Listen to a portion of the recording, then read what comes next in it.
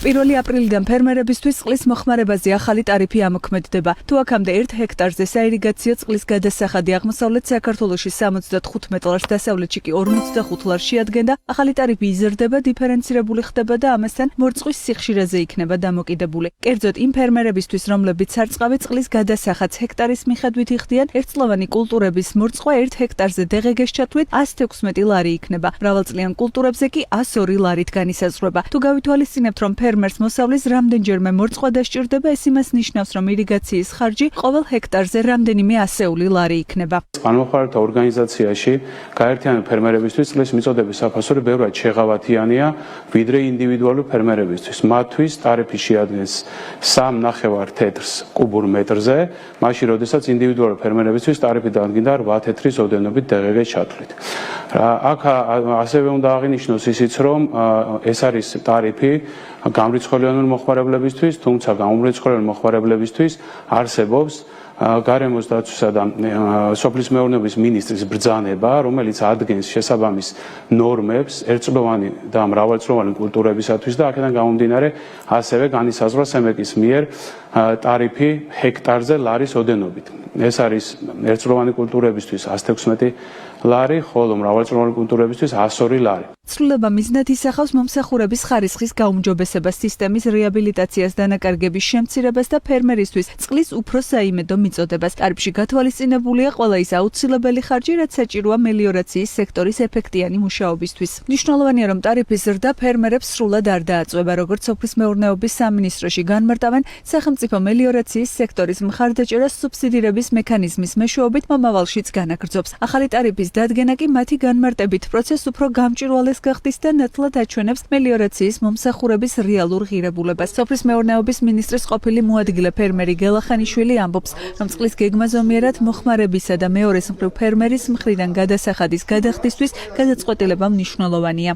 როდესაც ფერმერი იხდიდა 70 ლარს ჰექტარზე, ამის გარდა ჰექტარზე საშუალოდ სახელმწიფოს მხრიდან ხდებოდა დაახლოებით 400-დან 500 ლარამდე დამატებითი ხარჯის გაწევა იმისათვის, რომ ფერმერი ყოფილიყო წყლით უზრუნველყოფილი.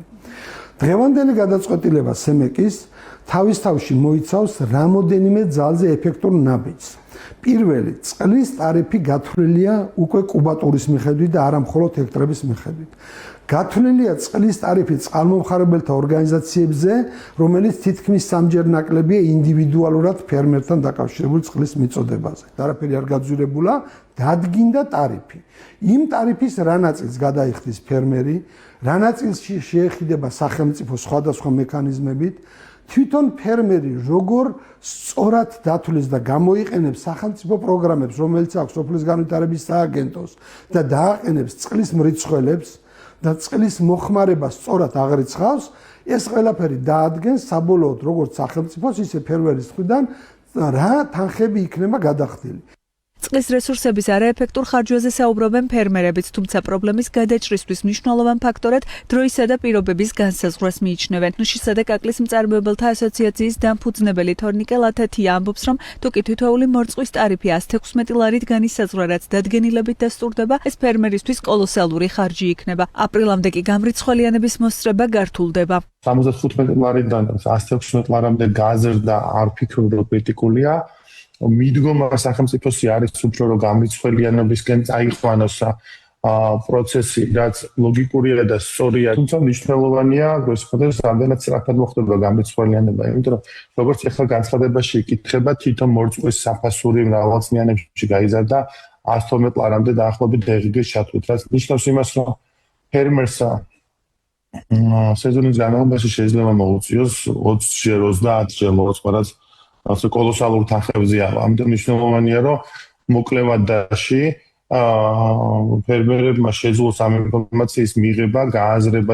ბიომეურნეობა სამყურას დამფუძნებელი მიიჩნევს, რომ მსგავსი გადაწყვეტილებები განსაკუთრებით მტკივნეულია მცირე და საშუალო ზომის ფერმებისთვის, რომლებსაც კონკურენციის გაწევა იმპორტირებულთან სულ უფრო მეტად უჭირთ. ეს სრულად იმისკენ არის მიმართული, რომ მცირე ფერმერები უბრალოდ აღარ არსებობდნენ და გააქრონ. რა ძალიან უჯრიდებოდ ხოლმე რა საერთო ჯამში პროდუქცია და აღარ უღირთ ხოლმე პატარა ფერმერებს რომ აწარმოონ. ჩემთვის ახლა სუბსიდია, ჩემთვის არ არის და ზოგადად არ არის ჩემთვის მისაღები, რომ სახელმწიფო ასუბსიდირებდეს. იმიტომ რომ ყველას თანხაა და საერთო ჯამში ანუ ბიზნესს როცა აკეთებ, ანუ სუბსიდიას არ უნდა აკეთებდეს სახელმწიფო პირიქით ბიზნესში, სხვა მიმართულებებში უნდა გიწყობდეს ხერხს და არა გისუბსიდირებდეს რაღაც თუნდაც პროდუქციას ან თუნდაც წყლის გადასახადს. წყლის ახალ ტარიფთან დაკავშირებით ამ დროისთვის დეტალურ ინფორმაციას არ ფლობს ფერმერული მეურნეობების დიდი ნაწილი. ამ ეტაპზე უცნობია რა წილით დაასუბსიდირებს სამინისტრო წყლის გადასახადს. როგორც უწყებაში BMG-ს განუმარტეს, დეტალები მომდევნო 2 თვიან პერიოდში დაზუსტდება.